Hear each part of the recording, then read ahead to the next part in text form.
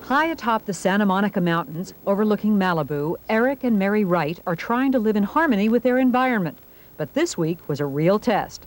The fire that roared over these hills destroyed the Wrights' temporary home, which sat right next to their work in progress, a hillside home designed to withstand environmental extremes. It's a design that may serve as a model for future homes in these hills. A number of other buildings on the property were spared thanks to their son who stayed behind to fight the fire. But the Wrights didn't know that until they returned yesterday. It looked so devastating when we came up the road, and everything was burned along the entrance drive. There was just nothing left. It was all ash. I was just so glad to see my son alive.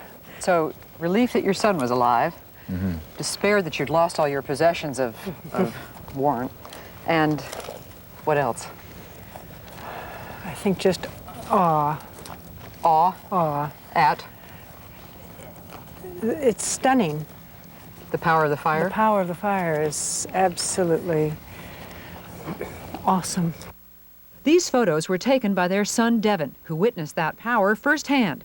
At that point, I was thinking of the photograph I saw of a person trying to escape Mount St. Helens, and they took a photograph and then got completely smoldered by the volcano, and I thought, this is what's going to happen to me. Devin grabbed the dog and jumped into his pickup truck. I knew the pond is where we had to go, so I slammed it in reverse and drove over a giant rock, flew in the air, and just barely rolled in here and rolled right out of the truck and into the water.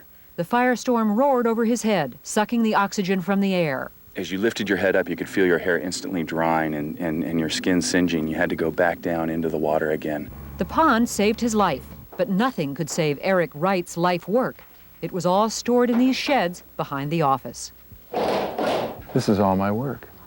Everything that I've done, all my sketches, all my studies, all the drawings were in these sheds in here.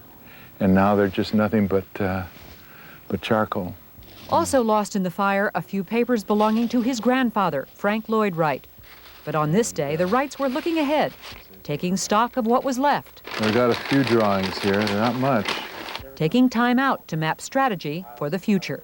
And now we got the floods, so we're going to have to start thinking about that, too. Definitely.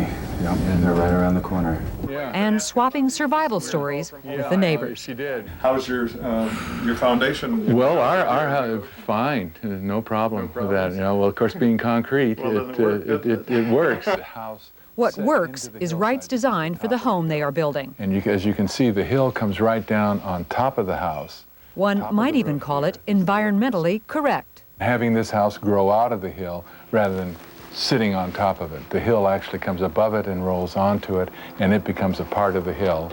And it takes advantage at the same time of the views that are around. And fireproof. And fireproof.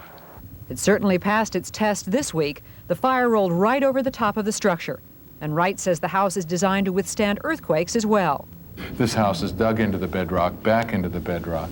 And so when the earth moves, the house moves with it. Whether the earth moves or burns, Wright says, Californians must start building homes that deal with reality. This is Southern California. We have a special climate, we have a special environment, and we have a special way we live. And learning to live with extremes, says Mary, has its rewards. After the rains, come the spring, the flowers will be unbelievable, all the way down to the ocean. For Nightline, this is Judy Muller in Malibu.